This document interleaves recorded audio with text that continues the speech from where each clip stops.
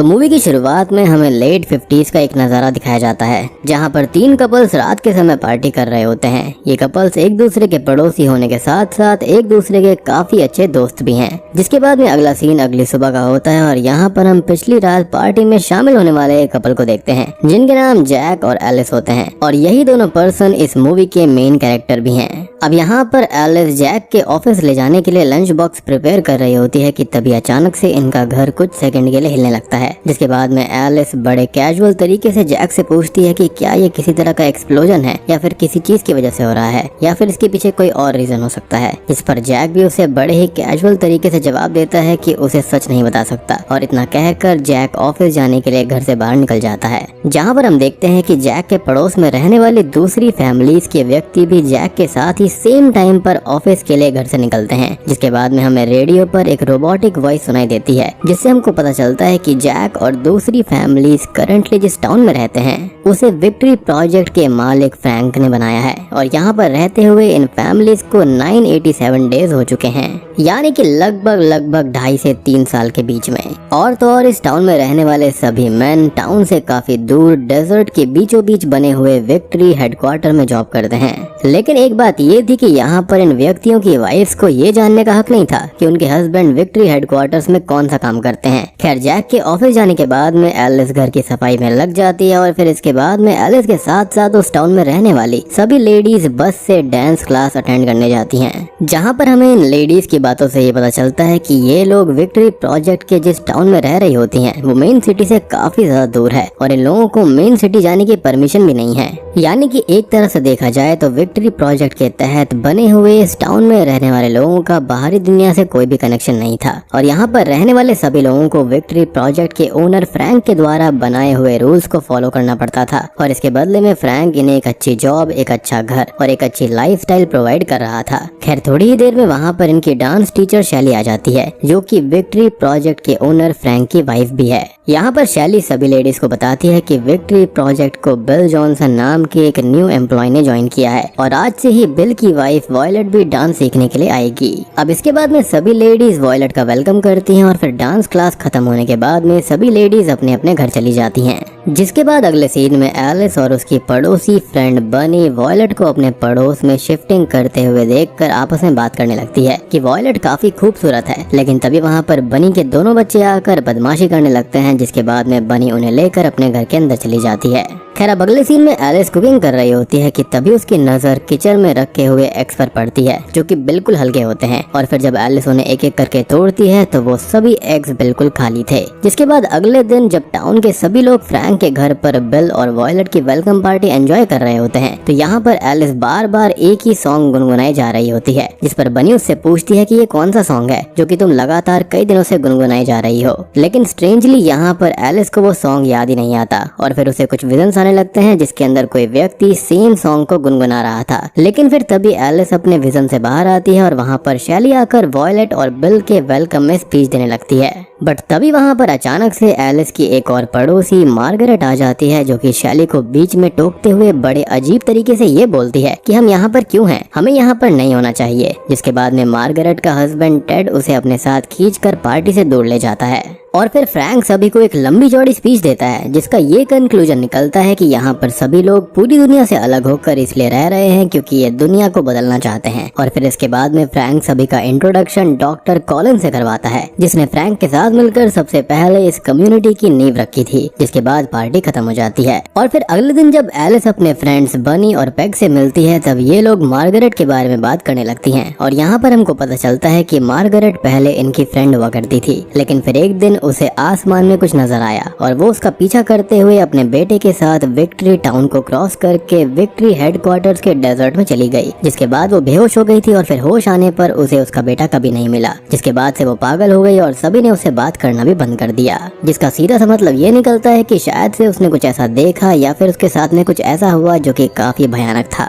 यहाँ पर बनी बोलती है कि जरूर इस टाउन से बाहर जाने में खतरा होगा, इसलिए हम लेडीज के वहाँ जाने पर रोक लगाई गई है और मार्गरेट ने इस रूल को फॉलो नहीं किया, इसलिए उसे अपना बेटा खोना पड़ा। जिसके बाद अगले दिन एलिस बस से कहीं पर जा रही होती है कि तभी उसे आसमान में एक प्लेन नजर आता है जो कि पहाड़ी के पीछे गिरकर क्रैश हो गया था। एलिस बस ड्राइवर को प्लेन क्रैश वाली जगह पर चलने को बोलती है, लेकिन वो इसके लिए मना कर देता है। जिसके बाद एलिस अकेले ही भागकर वहां जाने लगती है और फिर इसी भागने की हड़बड़ी में एलिस अनजाने में टाउन के बॉर्डर को क्रॉस कर लेती है और उस डेंजर जोन में पहुंच जाती है जहां पर लेडीज का जाना मना था, जहां पर मार्गरेट भी चली गई थी। एलिस अब आगे बढ़ती है और फिर एंड में वो विक्ट्री हेडक्वार्टर्स पहुंच जाती है, जहां पर वो ग्लास विंडो पर अपना हाथ रखकर हेडक्वार्टर के अंदर झांकने की कोशिश करती है। लेकिन तभी अचानक से वहां पर रेड लाइट जलती हैं और एलिस बेहोश हो जाती है। जिसके बाद उसे फिर से वही अजीब से विजन्स आने लगते हैं और फिर जब उसकी आंख खुलती है तो वो खुद को अपने बेडरूम पर पाती है, जहां पर जैक ऑफिस से घर आ गया था और वो एलिस से बोलता है कि जब से वो घर आया है तभी से एलिस सो रही थी। जिसके बाद एलिस को भी यकीन हो जाता है कि उसने आज जो कुछ भी देखा वो बस एक बुरा सपना था। लेकिन हम ऑडियंस जानती है कि यहाँ पर वो कोई सपना नहीं बल्कि हकीकत थी। जिसके बाद अगले दिन जब एलिस घर की सफाई कर रही होती है तब उसको मार्गरेट का कॉल आता है, जो कि उसको बोलती है कि आखिर तुमने भी उसे देख लिया और अब तुम समझ ही गई होगी कि मैं पागल नहीं हूँ। लेकिन एलिस ये सब सुनकर थोड़ा डर जाती है और कॉल कट कर देती है। जिसके बाद अगले सीन में जब एलिस डांस क्लास में होती है तो उसे मिरर में अपनी जगह पर मार्गरेट की शैडो नजर आती है। इसलिए अब एलिस डर कर सीधा मार्गरेट से मिलने उसके घर जाती है। लेकिन वहाँ पहुँचने पर एलिस देखती है कि मार्गरेट अपने घर के छत पर खड़ी है और फिर वो एलिस को देखकर अपना गला काट देती है। जिसके बाद एलिस उसे बचाने जाती है, लेकिन तभी वहाँ पर फ्रैंक के लोग आकर एलिस को मार्गरेट के पास जाने से रोक देते हैं। जिसके बाद शाम में जब जैक ऑफिस से घर आता है तो एलिस उसे पूरी बात बताती है, लेकिन यहाँ पर जैक उसको ये बोलता है कि ये सब उसकी इमेजिनेशन है और रियल में मार्गरेट बस सीढ़ियों से गिर गई थी। अब इस बात पर एलिस को गुस्सा आ जाता है और वो जैक से बार बार पूछने लगती है कि विक्ट्री प्रोजेक्ट में वो लोग काम क्या करते हैं। लेकिन इस पर जैक उससे बस इतना ही बोलता है कि अगर उसने उसे विक्ट्री प्रोजेक्ट के बारे में बताया तो इससे उन दोनों की लाइफ को खतरा हो जाएगा। इसलिए अब एलिस चुप होकर सोने चली जाती है। यानी कि यहाँ पर ये जो कुछ भी काम था वो काफी खतरनाक था। जिसके बाद अगले दिन जैक और एलिस फ्रैंक के घर पार्टी में जाते हैं, जहाँ पर फ्रैंक और डॉक्टर कॉलिंस एलिस को अजीब तरीके से घूर रहे होते हैं। इसलिए ही अब एलिस अनकंफर्टेबल होकर जैक से घर जाने की जिद करने लगती है। लेकिन तभी फ्रैंक ये अनाउंस कर देता है कि जैक को प्रमोशन दे दी गई है। जिसके बाद में जैक स्टेज पर जाकर डांस करने लगता है और ये सब देखकर एलिस को इतना अजीब फील होने लगता है कि वो बाथरूम में जाकर रोने लगती है और फिर उसे वापस से कुछ विजन्स आने लगते हैं। लेकिन तभी वहाँ पर बनी आ जाती है जो कि एलिस को संभालती है। यहाँ पर एलिस बनी से बोलती है कि मार्गरेट बिल्कुल सही थी और जब उसने क्वेश्चंस पूछने शुरू कर दिए तो फ्रैंक ने उसे खुद को ही खत्म करने पर मजबूर किया। जिस पर बनी उसको बोलती है कि हेडक्वार्टर जाने की वजह से अब वो भी मार्गरेट की तरह पागल हो गई है और इतना कहकर बनी वहाँ से गुस्से में चली जाती है। और आपको एक चीज याद होगी कि एलिस को पार्टी के अंदर मिरर में मार्गरेट की शैडो दिखाई दी थी, तो इसका मतलब यही था कि अब सब लोग उसको मार्गरेट की तरह समझने लगेंगे, जो कि हो भी रहा था। जिसके बाद अगले सीन में एलिस और जैक ने प्रमोशन मिलने की खुशी में सभी को अपने घर पर पार्टी पर बुलाया था। लेकिन यहाँ फ्रैंक मौका पाकर एलिस से जानबूझकर कुछ ऐसी बातें बोल देता है जिससे एलिस का शक यकीन में बदल जाता है कि फ्रैंक जरूर कुछ गड़बड़ कर रहा है।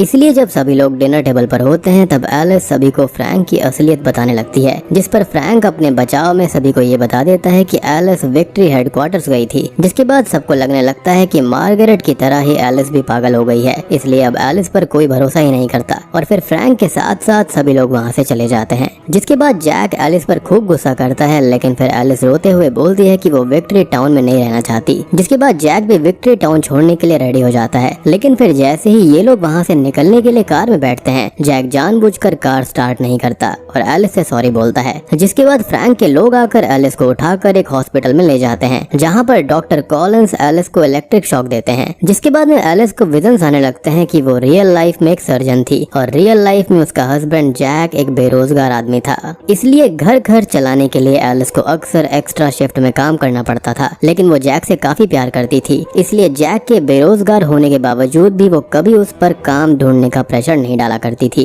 दूसरी तरफ जैक था जो कि एलिस के वर्क और कॉम्प्रोमाइजेस को नहीं समझता था और इसलिए जब एलिस 30-30 घंटे की ड्यूटी करने के बाद घर आया करती तो जैक उसके साथ फिजिकल होने की कोशिश किया करता, जिस पर ऑब्वियसली एलिस उसको मना कर देती थी। और फिर जैक को इस चीज का बुरा लगने लगा था कि वो अपनी वाइफ को एक अच्छी जिंदगी नहीं दे पा रहा है, इसलिए उसकी वाइफ उससे प्यार नहीं करती। लेकिन यहाँ पर चीजें बिल्कुल अपोजिट थी। 30 घंटे काम करने के बाद में किसका फिजिकल होने का मन करता है। बेसिकली जैक यहाँ पर बिल्कुल भी अंडरस्टैंडिंग हस्बैंड नहीं था।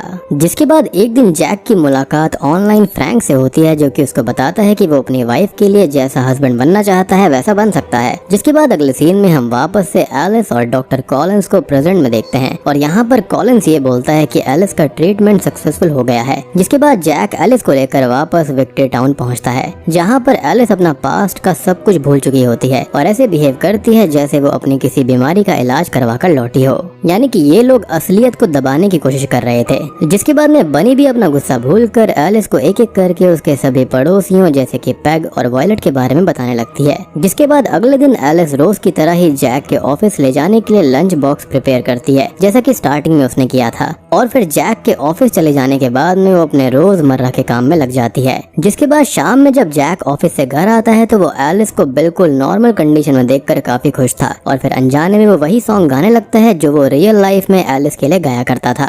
और दोस्तों ये वही सॉन्ग था जो कि एलिस पूरी मूवी में गुनगुना रही थी, लेकिन उसे वो सॉन्ग याद नहीं आ रहा था। लेकिन फिर जैक के मुंह से सॉन्ग सुनते ही एलिस को अपनी रियल लाइफ का सब कुछ याद आ जाता है। जिसके बाद में हम फ्लैशबैक्स के सीन के जरिए देख पाते हैं कि रियल लाइफ में बेरोजगार जैक ने डॉक्टर कॉलिंस और फ्रैंक से बात करके विक्ट्री प्रोजेक्ट के लिए साइन अप किया था। और दोस्तों अब यहाँ पर खुलते हैं इस मूवी के असली पत्ते। विक्ट्री प्रोजेक्ट असल में एक तरह की वर्चुअल दुनिया थी, जिसके अंदर एंट्री करने के मकसद से जैक ने एलिस की परमिशन लिए बिना उसको बेहोश कर दिया था और फिर मशीन्स के जरिए उसे विक्ट्री प्रोजेक्ट की वर्चुअल दुनिया में भेज दिया था, जहाँ पर वो एलिस के लिए एक परफेक्ट हस्बैंड था जो कि वो रियल लाइफ में हमेशा से बनना चाहता है। और इस वर्चुअल दुनिया में एलिस मशीन्स की प्रोग्रामिंग की वजह से एक आदर्श वाइफ का रोल प्ले कर रही थी, जो कि घर से सारे काम करने के साथ साथ कभी भी जैक को फिजिकल होने से मना नहीं करती थी। लेकिन इस वर्चुअल दुनिया के भी कुछ रूल्स थे, जैसे कि जैक को रोज एक फिक्स टाइमिंग मिलता था एलिस के साथ बिताने के लिए, और जब वो रोज सुबह ऑफिस के लिए निकलता था तो वो असल में ऑफिस में नहीं बल्कि रियल वर्ल्ड में आ जाता था, ताकि वो बेहोशी की हालत में पड़ी हुई एलिस को खाना पानी दे सके। दूसरी तरफ एलिस अनजाने में पूरे टाइम जो सॉन्ग गुनगुना रही थी वो इसलिए होता था क्योंकि रियल लाइफ में आने के बाद में जैक एलिस के बगल में बैठकर वही सॉन्ग गाया करता था। और पूरे टाइम एलिस को जो विजन्स आ रहे थे वो उस मशीन की वजह से थे, जिसकी हेल्प से एलिस को इस वर्चुअल दुनिया में लाया गया था, यानी कि वर्चुअल रियलिटी। खैर अब एलिस को सब कुछ याद आ जाता है, इसलिए वो जैक से डर कर दूर भागने लगती है। लेकिन फिर जैक समझ जाता है कि एलिस को सब कुछ याद आ चुका है, इसलिए वो उसे कसकर पकड़ लेता है और उससे माफी मांगने लगता है। लेकिन इस चीज से एलिस का दम घुटने लगता है और वो घबराहट में जैक के सर पर ग्लासे मार देती है, जिससे जैक वहीं खत्म हो जाता है। लेकिन तभी वहाँ पर बनी आ जाती है, जिसे एलिस इस वर्चुअल दुनिया की रियलिटी बताने की कोशिश करती है। लेकिन बनी उससे ये बोलती है कि उसे पहले से ही सब कुछ मालूम है, क्योंकि उसने खुद इस प्रोग्राम में साइन अप किया था। क्योंकि रियल लाइफ में उसके बच्चों की डेथ हो गई थी, इसलिए वो वर्चुअल दुनिया में आ गई ताकि यहाँ पर वो अपने बच्चों को हमेशा प्यार कर पाए। यानी कि ये लोग अपनी रियलिटी से दूर भाग रहे थे और एक वर्चुअल दुनिया में जी रहे थे।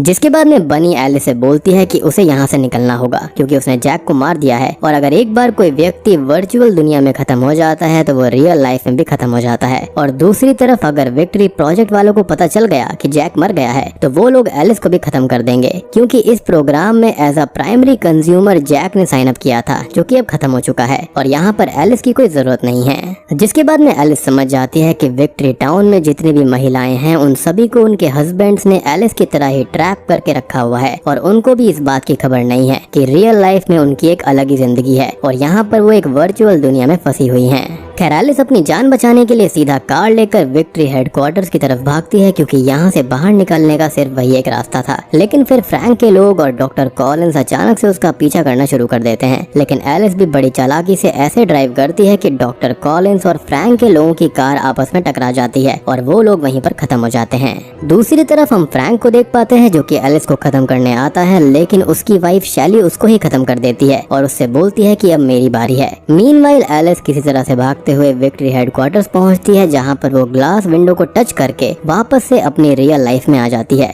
और बूम, इसी के साथ में ये मूवी यहीं पर खत्म हो जाती है। तो दोस्तों ये थी डोंट वरी डार्लिंग मूवी की कहानी। इस मूवी के अंदर बड़े शानदार तरीके से वर्चुअल लाइफ के कॉन्सेप्ट को यूज करते हुए हम इंसानों के अधूरे इच्छाओं को दिखाया गया है। अब यहाँ पर जैक और उसके जैसे सैकड़ों लोग हैं जो कि अपनी वाइफ को एक अच्छी और परफेक्ट लाइफ देना चाहते थे। उन्होंने इसके लिए खुद के ऊपर काम करने के बदले एक झूठी जिंदगी को सच मान लिया था और अपनी इस चाहत में वो लोग ये भूल गए थे कि उनकी वाइफ्स की भी अपनी खुद की कोई जिंदगी है जिसे उन्हें अपने तरीके से जीने का हक है। आफ्टर ऑल आप अपनी परफेक्ट लाइफ और फैंटेसीज के ड्रीम को पूरा करने के लिए किसी और की लाइफ को कंट्रोल नहीं कर सकते। और रही बात एक फेक वर्ल्ड को रियल मानकर खुश होने की, तो दोस्तों ये चीजें हमारे रियल लाइफ से भी काफी ज्यादा रिलेट करती हैं। जैसे हम सभी को अच्छे से पता है कि हम नॉर्मली कैसे दिखते हैं, लेकिन इसके बावजूद भी हम 50 टाइप के फिल्टर्स यूज करके अपने मन को झूठी तसल्ली देते हैं कि हम कितने बढ़िया लग रहे हैं। अब देखो यहाँ पर बात रही इस मूवी की एंडिंग की, तो हो सकता है कि शायद यहाँ पर एलिस कभी रियल वर्ल्ड में गई ही नहीं हो और वहीं पर मारी गई हो, या फिर उसको फिर से पकड़ लिया गया होगा, या फिर वो भी एक और सिमुलेशन हो सकता है, या फिर अगर हम इसको एक पॉजिटिव वे में देखें तो शायद से वो वहाँ पर बच गई थी और रियल वर्ल्ड में आ गई थी। खैर आप मुझे बताना कि आपको क्या लगता है कि वो रियल में जाग गई या फिर वो अभी भी उसी सिमुलेशन के अंदर है। तो उम्मीद करता हूँ कि आपको ये वीडियो पसंद आई होगी, एक्सप्लेनेशन पसंद आई होगी। पसंद आई है तो वीडियो को लाइक कर देना, चैनल के ऊपर नए हैं तो सब्सक्राइब कर लीजिए। तो मैं आप सबको मिलता हूँ अगली वीडियो के साथ में, तब तक के लिए